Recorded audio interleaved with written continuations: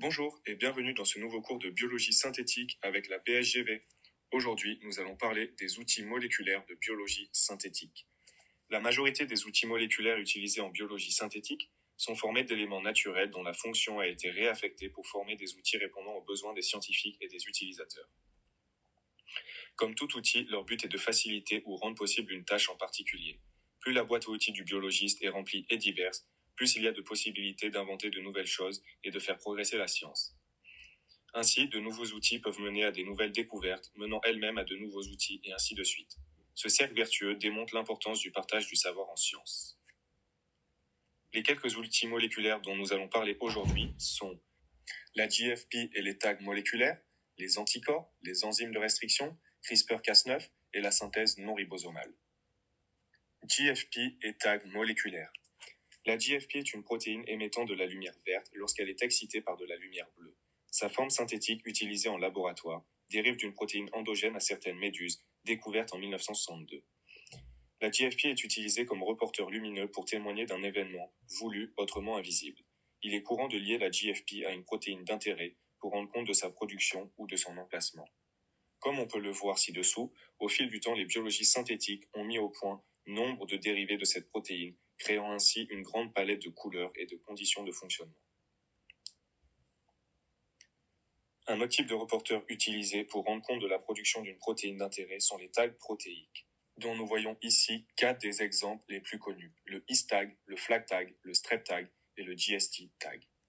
Ce sont de courts peptides arborant des séquences propres à eux qu'on ne trouve pas naturellement dans l'organisme utilisé. Ces courts morceaux de protéines sont fusionnés à la protéine d'intérêt, puis détectés spécifiquement par des anticorps, permettant ainsi la visualisation et ou l'extraction de cette protéine. Les anticorps. Les anticorps sont des protéines abordant un domaine spécialisé dans la reconnaissance spécifique des motifs protéiques. Ce domaine, appelé région variable de l'anticorps, ici entouré en vert, va venir se lier au motif spécifique qu'il est fait pour détecter, donnant ainsi un moyen précis et efficace de trouver l'aiguille dans la botte de foin. Certains ont une affinité pour leur cible allant jusqu'au picomolaire, c'est-à-dire 10 puissance moins 12 mol par litre, soit la capacité de détecter seulement quelques dizaines de nanogrammes de protéines par litre. Les anticorps sont le plus souvent utilisés pour la détection ou l'extraction de protéines d'intérêt ou la localisation d'effecteurs. Depuis peu, les biologistes synthétiques ont mis au point ce qu'on appelle des nanobodies, c'est-à-dire des anticorps minimalistes de très petite taille et dont la production est simplifiée par rapport à celle des anticorps. Cette innovation s'inspire de la structure des anticorps chez les lamas, dont on voit ici que les scientifiques ont uniquement récupéré la partie variable qui vient se lier aux protéines des anticorps du lama. Les enzymes de restriction. Les enzymes de restriction sont des protéines capables de couper l'ADN double brin de manière spécifique en fonction de la séquence qu'elles reconnaissent. Ces enzymes sont de base un élément du système immunitaire des bactéries qui reconnaissent et détruisent l'ADN étranger.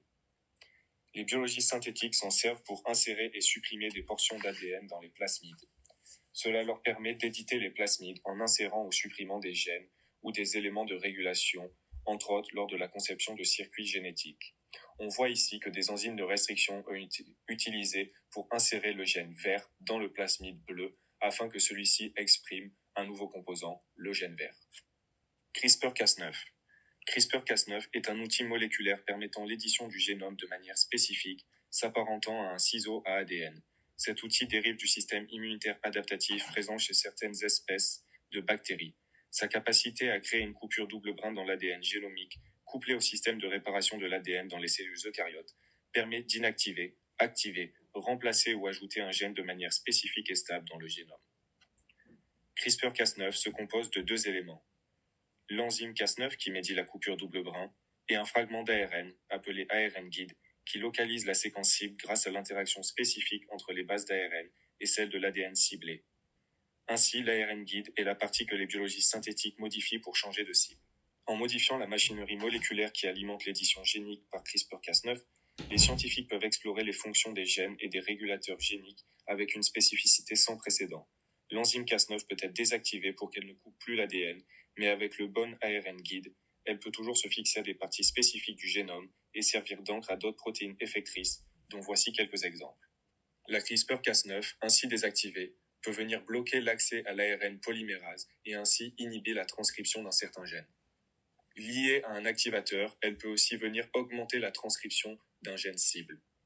Si le biologiste synthétique a besoin de plus de contrôle, cette activation peut se faire aussi à partir d'un signal extérieur, comme de la lumière bleue, pour activer la transcription du gène voulu seulement lorsque le signal est donné.